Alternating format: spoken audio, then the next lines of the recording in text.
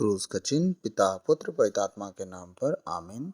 सर्वशक्तिमान महान परमेश्वर पिता, हम आपको धन्यवाद देते हैं, राजाओं के राजा प्रभुओं के प्रभु प्रभु यीशु मसीह, पिछली रात के लिए, आज के दिन के लिए, इस शाम रात के लिए पिता हम धन्यवाद देते हैं कि आपने अब तक हमें जीवित सुरक्षित और अचानक मरण से बचाया।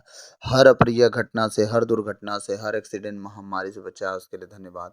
पिता, आज तक जो भी हमसे मन वचन कर्म से अपना कर्तव्य पूरा ना करने से जो हमसे पाप गुनाह हुआ हो, उसके लिए हमें क्षमा कीजिए, दया कीजिए, कृपा कीजिए, हमें दंड ना दीजिए, हमारे कर्ज गुनाह अपराध क्षमा कीजिए, ताकि हम आपके कहे अनुसार जीवन जिए, पाप गुनाह से दूर रहे, पवित्रताई और खराई में चल सके, इस योग बनाइए।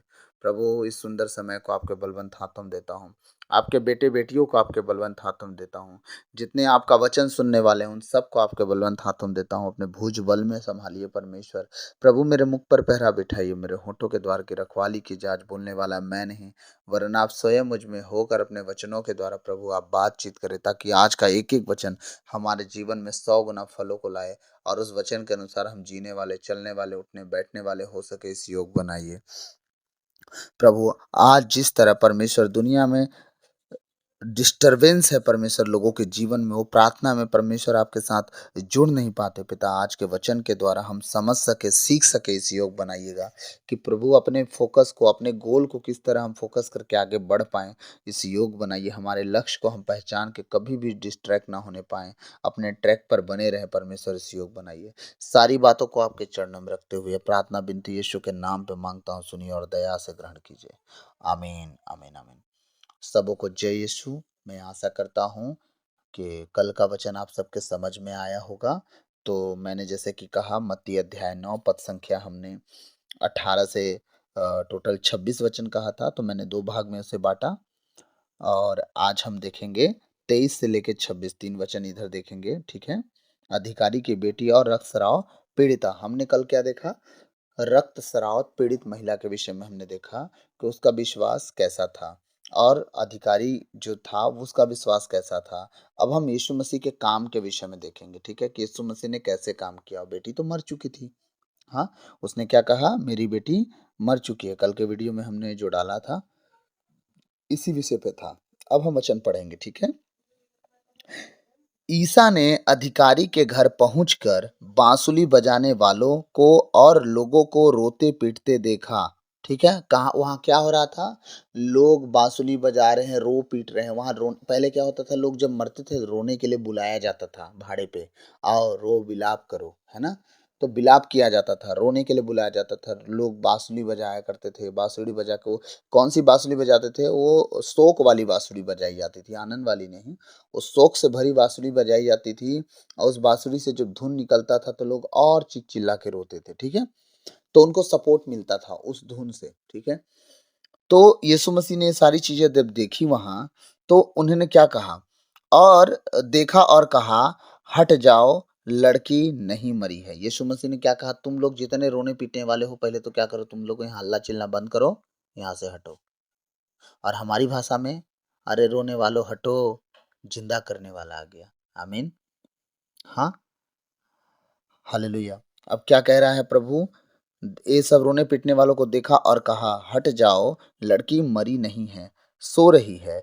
इस पर वे उनकी हंसी उड़ा रहे हैं, उड़ाते रहे।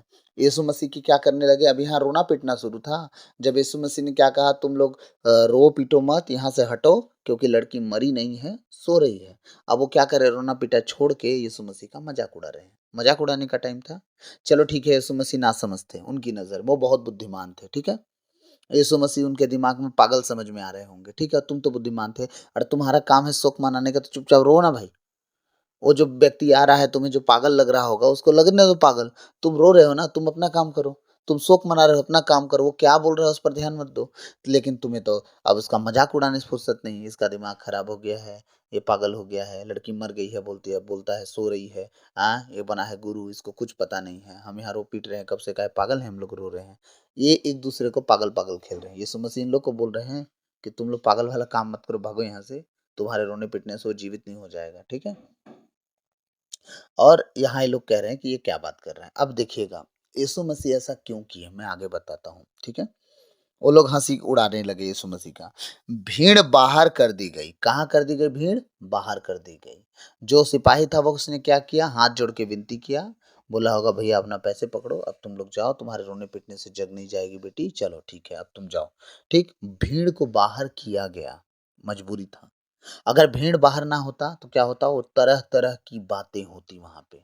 ठीक, तब ईसा ने भीतर जाकर लड़की का हाथ पकड़ा और वह उठ खड़ी हुई। इस बात की चर्चा उस इलाके के कोने-कोने में फैल गई। हमारा ये मैटर नहीं, हमारा मैटर कुछ और है। मैटर ये है कि यीशु मसीह जब भीड़ वहाँ पे रहता था, क्यों काम नहीं कर रहे थे? उस टाइम हर जगह तो प्रभु ने कहा, क्योंकि उस जगह के लोग यीशु मसीह की नहीं सुन रहे थे। हर जगह चिन्ह चमत्कार हुआ, सूखे हाथ वाले को, अंधा भिखारी को, लकवा रोगी को, सब लोग यीशु की सुन रहे थे, वहाँ पे यीशु मसीह ने काम किया। यहाँ यीशु मसीह का कोई सुन नहीं रहा था, बल्कि यहाँ पे यीशु मसीह के विपरीत विरोध में बातें चल रही थी। उनका मजाक उड़ाया जा रहा था। इसीलिए डिस्ट्रैक्ट करने वाले लोगों को यीशु मसीह ने क्या कहा, इन्हें बाहर करो। ये विश्वास बढ़ाने वाले लोग नहीं, विश्वास को घटा देने वाले लोग हैं। एक छोटी सी कहानी मैं बताऊंगा, प्रभु के एक दास ने सुनाई थी। एक बच्चा है छोटा सा, ठीक है, वो जहाज लेके दीवार पे रेंगाता है, हुई हुई घुमाता है, सुई सुई बोलता है, ठीक है। तो किसी ने जाकर उससे पूछा कि बेटा ये क्या है, तो बोलता है एरोप्लेन। अच्छा, बहुत अच्छा है तेरा एरोप्लेन, अच्छा ये बता बड़ा होके तू क्या बनेगा? तो बोलता है मैं बड़ा होके पायलट बनूंगा, ठीक है, मैं जहाज उड़ाऊंगा, ठीक है। बच्चा बड़ा होते गया, होते गया, होते गया, होते गया। कुछ लोग आते हैं, कुछ रिश्तेदार आते हैं, कुछ अपने लोग पड़ोसी लोग आते हैं। बोलते हैं मान लीजिए बेटा तू क्या बनेगा? मैं पायलट। तेरा शकल है पायलट जैसा, बड़ा पायलट बनेगा। हाँ, कुछ बड़ा हुआ, तू क्या बनेगा पढ़ लिख के? पायलट। तेरे बाप के पास है औकात, पायलट बनाएगा तेरे को? समझिएगा, उस बच्चे के अंदर क्या डाला जा रहा है, वो निगेटिविटी, वो डिस्ट्रैक्शन डाला जा रहा है जो बच्चे ने कभी समझा भी नहीं था। वो अभी से उसको बीज बोया जा रहा है, उसके अंदर उस डिस्ट्रैक्शन को डाला जा रहा है अभी से। हाँ, जब उससे पूछा जा रहा है कि तू क्या बनेगा, उत्साहित करने वाले आज कोई नहीं मिलेंगे आपको। नहीं आप कर सकते हो, नहीं नहीं, वो सीधे पहले यही बोलेंगे कि आप नहीं कर सकते हो। कल प्रभु में एक आया हुआ भाई है नया नया, उसने कल एक समाचार बताया। बोला कि एक 15 साल का लड़का था, एक 9 साल का लड़का था। 15 साल का लड़का गिर गया कुआं में, एक रस्सी थी, और वो 9 साल का लड़का उस रस्सी को कुआं में फेंका, ठीक है। और इसके बाद वो 15 साल के बच्चे को वो बाहर निकाल लिया, ठीक है। अब आप सोचोगे इसमें बड़ी बात क्या है? बड़ी बात इसमें नहीं कि वो बच्चा बाहर निकाल दिया, बड़ी बात इसमें नहीं कि वो बच्चे को केवल 9 साल का बच्चा 15 साल के बच्चे को खींच लिया। बड़ी बात यह है कि उस बच्चे को पीछे खड़ा होके कोई बोलने वाला नहीं था कि तू ये नहीं कर सकता। समझ गए? कल जो दोस्त था प्रभु में नया नया आया है, उसने कहानी यूट्यूब से सुना था, किसी स्पीकर का था। लेकिन मैं एक मतलब एक दृष्टांत समझा रहा हूँ। उसको पीछे से बोलने वाला कोई नहीं था कि तुमसे ये नहीं होगा। मतलब समझे, डिस्ट्रैक्ट करने वाले लोग जब आएंगे तो आप करने वाले भी होगे तो नहीं कर पाओगे। यीशु मसीह वहां पे रोना पीटना देख के क्या कह रहे थे कि ये लोग जब तक रहेंगे ना खुदा का काम नहीं होने देंगे, क्योंकि ये बहसबाजी करेंगे। मैं बेटी का हाथ पकड़ूंगा, बोलूंगा बेटी उठ जा, तो बोलेंगे देखो मरे हुए को उठा रहा है, दिमाग काम नहीं कर रहा है का, कफन लपेटने का टाइम है, तुम हाथ पकड़ के उठा रहे हो। यीशु मसीह जान रहे थे कि इस तरह की ये बातें करेंगे, इसीलिए यीशु मसीह ने क्या कहा, सबसे पहले डिस्ट्रैक्ट करने वालों को, जो हमारे माइंड को इधर उधर भरमाते हैं, इनको बाहर करो। आपके जीवन में भी बहुत से ऐसे लोग हैं, जब आप दुआ करोगे, प्रार्थना करोगे, प्रभु पर विश्वास करोगे, अपने विश्वास को जताओगे, दिखाओगे, लोगों के सामने रखोगे, वो कहेंगे फालतू बात, फालतू बात, फालतू बात। हम लोग प्रार्थना नहीं कर रहे हैं, बस तुम ही प्रार्थना करते हो, बड़ा धर्मी बने हो, हैं, बड़ा प्रभु प्रभु कर रहे हो। कुछ समय पहले मुझे भी बोला जाता था, क्या तुम दिन भर प्रार्थना प्रार्थना करते रहते हो यार, हैं, क्या रात दिन कोई 24 घंटा प्रार्थना करता? मैं बोला वो भी कम पड़ रहा है मेरे को, क्या बोलूं। 24 घंटा भी अब मेरे जीवन में कम पड़ गया है, अब क्या कहूँ। मेरे को तो लगता है 24 घंटा नहीं, 36 घंटा का 24 घंटा होता तो शायद 10 घंटा मेरे लिए खुदा के समय के लिए बच जाता। लेकिन ये तो पूरा जीवन ऐसे ही बीत जा रहा है, 24 घंटा टाइम ही नहीं मिल रहा है, ठीक है।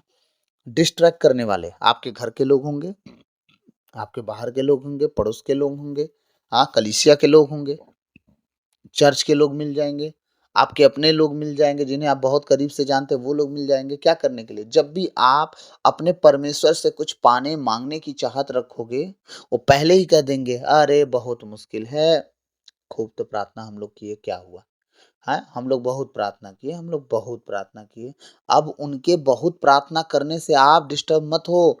आप उनके सामने रखो कि आप किस तरह से प्रार्थना किए। मैं तो नहीं जानता, मैं तो नहीं जानती, लेकिन मैं इतना जानता हूँ, इतना जानती हूँ कि मेरा प्रभु मेरी दुआओं को सुनेगा। क्यों सुनेगा बताऊँ? क्योंकि आपने बहुत प्रार्थना किया, अब मैं बहुत नहीं, अपना कर्म करूँगी, अपना कर्म करूँगा। मैं छोटी-सी दुआ करूँगा, मैं छोटी-सी दुआ करूँगी, बहुत दुआ नहीं करूँगी। लंबे-चौड़े परमेश्वर ने कहा बौड़ शास्त्रीय फरीसियों टाइप से लंबे-चौड़े प्रार्थना मत करना तुम लोग, दिखाने के लिए, सुनाने के लिए। तुम्हारा रिश्ता खुदा के साथ अच्छा होना चाहिए। तुम्हारा चाल-चलन परमेश्वर के साथ अच्छा होना चाहिए कि एक मरे व्यक्ति को तुम छुओ और वो जी जाए। किसका विश्वास था? उस मरी हुई लड़की का? कि यीशु मसीह आ जाएँगे मेरे घर, मुझे छुएँगे तो जी जाऊँगी? नहीं, डरते-काँपते सिपाही उसका बाप गया था, ठीक है? उसका बाप गया था, वो अधिकारी जो था उसका बाप, उस लड़की का, मरी हुई लड़की का बाप, अधिकारी होने के बाद डरते-काँपते दंडवत कर रहा था परमेश्वर के जन को। अब वो कौन था? यीशु मसीह, ठीक है? वो दंडवत कर रहा था, डरते-काँपते। वो विश्वास कि ये व्यक्ति अगर मेरे घर गया, मेरी बेटी के सर पे हाथ रखा, मैं सच कहता हूँ परमेश्वर जीवित कर देगा मेरी बेटी को। किसका विश्वास था? यीशु मसीह का। भूलिएगा नहीं, शमौन कौड़ी के घर यीशु मसीह खाना खाने जाया करते थे कभी-कभी, ठीक है? वो कोढ़ी का कोढ़ी रहा। उसके विषय में बाइबल नहीं कहती कोई चंगा हो गया। क्यों? घर की मुर्गी दाल बराबर, यीशु मसीह तो आते ही रहते हैं मेरे घर पे। हाँ, प्रभु के जन तो मेरे घर आते ही रहते हैं, प्रभु का दास तो मेरे घर आते ही रहता है, कोई बात नहीं।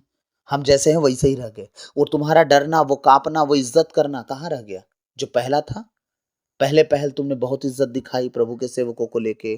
फादर जी आए हैं, सिस्टर जी आए हैं, सिस्टर जी, फादर जी के बाद फादर आया है, सिस्टर आई है, ये शब्द बदल जाते हैं।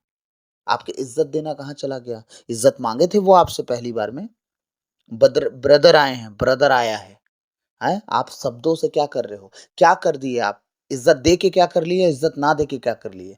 आप दोनों तरफ से अपना फ़ायदा और नुकसान करते हो, क्योंकि प्रभु ने कहा, मेरे जन को मेरा जन समझ के जो एक कटोरा पानी भी पिलाएगा ना, उसका प्रतिफल वो पाएगा।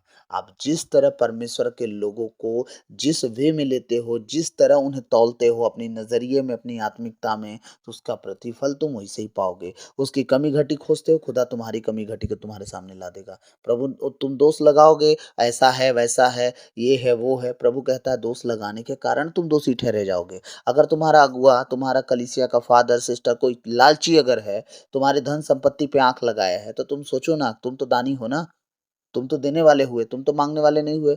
तुम देने के बाद भी परमेश्वर की नज़र में अगर तुम अमीर होते जा रहे हो, तो तुम्हारी घाटा कहाँ से हुई भाई? तुम तो अमीर होते गए ना। खुदा लेखा तो उससे ले लेगा ना, जो व्यक्ति लालची है, जो तुम्हारे धन पे आँख लगा के बैठा है, तुम्हारी सारी संपत्ति बस खाने पे है, अब तुम्हारे लिए कुछ नहीं बचेगा, तुमसे सब लूट लेगा वो। अगर ऐसा है, तो लूटने दो, उसने तो यीशु मसीह भी कहा अगर तुमसे कोई चादर माँगे तो अपना दोहर तक दे दो, तुम्हें बेगार में 1 कोस लेके जाए तो 3 कोस चले जाओ। यीशु मसीह ने तो ये भी कहा है ना, तो आप करो ना अपना काम, प्रभु ने कहा है ना करने के लिए, आप करो, प्रभु प्रतिफल उसका देगा। लालच करने वाला समझे, बुरा करने वाला समझे, लेकिन आप जो इज़्ज़त दे रहे हो वो करो ना। इस सिपाही की तरह अपने प्रभु को, यीशु मसीह को लोग गाली दिया करते थे, बुरा-भला कहा करते थे, लेकिन वो डरते-काँपते यीशु मसीह के पास आया। वचन हमने पढ़ा था कि नहीं पढ़ा था कल? हाँ? तो 18 वचन मैं फिर से रिपीट कर दे रहा हूँ। ईसा उनसे ये बातें कह ही रहे थे कि एक अधिकारी आया, उसने यह कहते हुए उन्हें दंडवत किया, मेरी बेटी अभी-अभी मर गई है, आइए उस पर हाथ रखिए और वह जी जाएगी। देखिए, वो क्या कर रहा है? दंडवत कर रहा है कि मेरी बेटी को बचा ले प्रभु। उसका विश्वास देखिए। अधिकारी होके डरते काँपते। आजकल अधिकारियों के सामने अगर प्रभु के जन खड़े होते ना, तो लगता है अधिकारी लोग ही अब दुआ कर देंगे और प्रभु का जन का घर चल जाएगा, उसका ज़िंदगी बन जाएगा। अब फादर लोग को कोई घटी नहीं होगी। आज ये अधिकारी बन गए हैं, चर्च के लोग हैं, ईसाई हैं, अब फादर अगर आ गया उनके सामने, तो फादर का इमेज उनके सामने बढ़ गया। अरे तुम हो कौन भाई? भूलना मत।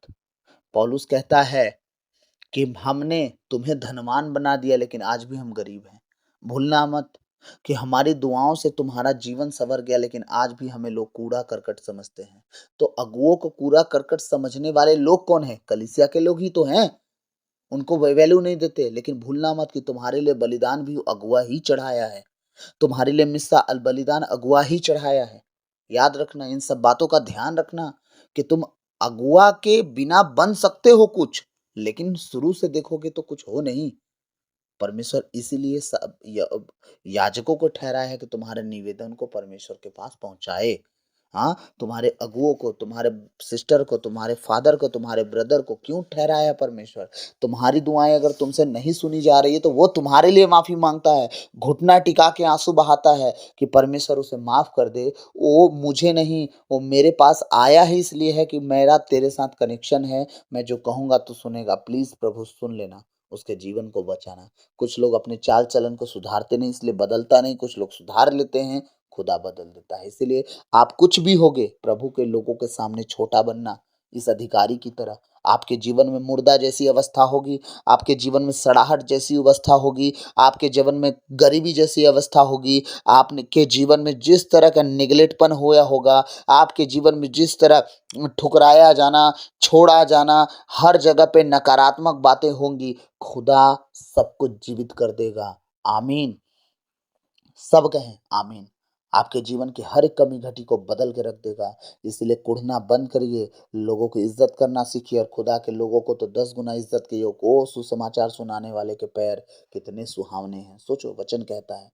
हाँ, आज तो सुसमाचार सुनाने वाले को तो लोग वैल्यू तक नहीं देते हैं। सोचिए, तो क्या सुसमाचार सुनाने वाले का आप क्या बनाओगे? अब सोचो पहले ध्यान से ना। सुसमाचार सुनाने वाला जब आपके पास आया, तो आपसे सीखने आया कि आपको प्रभु के बारे में और गहराई से सिखाने आया? अगर सीखने आया तो आपके घर क्यों आएगा? आपको अपने घर बुलाएगा, ठीक है? तो आप उसको सुसमाचार सुनाओगे, वो आपके घर भी आया तो वो बैठेगा पीछे, लेकिन अगर वो सिखाने आया, तो भला किसका हुआ? सिखाने वाला या सीखने वाले का? तो वो सिखाने आया तो आप सीख रहे हो ना? हाँ, तो आप सीख रहे हो तो आपका जीवन बन रहा है ना, अधिकाई से मतलब वो आपसे पहले सीखा हुआ है, वो आपसे ज़्यादा प्रभु के करीब है, वो आपके घर ना भी आए तो उसका जीवन चलेगा, क्योंकि वो प्रभु को जानता है, किस रीति से प्रभु से जीना है वो जीन जाएगा। लेकिन सोचो जो जानता है कि मुझे किस रीति से स्वर्ग राज्य मिलेगा, वो आपको सिखा रहा है तो आप सोचो, आप उसके लिए कर रहे हो, वो आपके लिए कर रहा है। इन बातों का किसी भी रीति से तौल नहीं हो सकता। आप प्रभु कहता है ना बुद्धिमान की बातें बुद्धि की बातें, चांदी की टोकरी में सोने की सेव है। आप सोचो सोने के सेव का कीमत क्या होगा? एक फल कितना वज़न का होता है? ये सारी बातें आप कीमत से नहीं तौल सकते मेरे माता-पिता, भाई-बहन। उस समझ को समझिए जो इस सिपाही ने किया, अपने अगुआ का किस तरह रिस्पेक्ट करना है। मैं सच कहता हूँ वो इज़्ज़त देख के, जिस दिन दिल से अगुआ दुआ कर दिया ना, उस समय बोल दिया ना, एक शब्द कह दिया ना कि तुम्हारा वो इज़्ज़त देना मुझे पसंद आया। प्रभु तुम्हें वही करे जो तुम चाहते हो। सच कहता हूँ वो होता है। मेरी ज़िंदगी में एक नहीं न जाने कितनी गवाहियाँ हैं, जो मेरे आत्मिक सन डॉटर हैं, जो मुझे अपना अगुआ मानते हैं। उनका वो अधीनता जब मुझे भाता है, मैं राइट नाउ उनके लिए दुआ करता हूँ खुदा इनकी कमी को पूरा कर। वो गवाही दिए हैं, बिना मेरे मुँह से बोले। सच बता रहा हूँ, गवाही दिए हैं। ये मेरा व्यक्तिगत अनुभव शेयर कर रहा हूँ। तो मैं आप सबसे माफ़ी चाहूँगा अगर किसी बात का आपको बुरा लगा हो तो मुझे माफ़ कीजिएगा। बस मैं चाहता हूँ आप खुदा के अधीन होके, उसके लोगों के अधीन होके देख लो, आप जीवन में बहुत तरक्की करोगे। चाहे वो शारीरिक हो, मानसिक हो, आर्थिक हो या सांसारिक हो, आप जय पाओगे। आमीन। तो प्रभु आज के इन वचनों के द्वारा हम सबको बहुतायत से आशीष दे। God bless you all. आप बचें, आपका घराना बचाया जाए आज के वचन के अनुसार। आप प्रभु के लोगों के अधीन रहें ताकि परमेश्वर आपके जीवन में बहुतायत से आशीष का कारण बन सके, क्योंकि प्रभु ने कहा है अधीनता ही अधिकार को दर्शाता है। आप अधीन हो जाएं, खुदा आपको अधिकारी बना देगा। आमीन। चलिए सबों को जय यीशु। अपना अपना ख्याल रखिए, अच्छे से रहिए।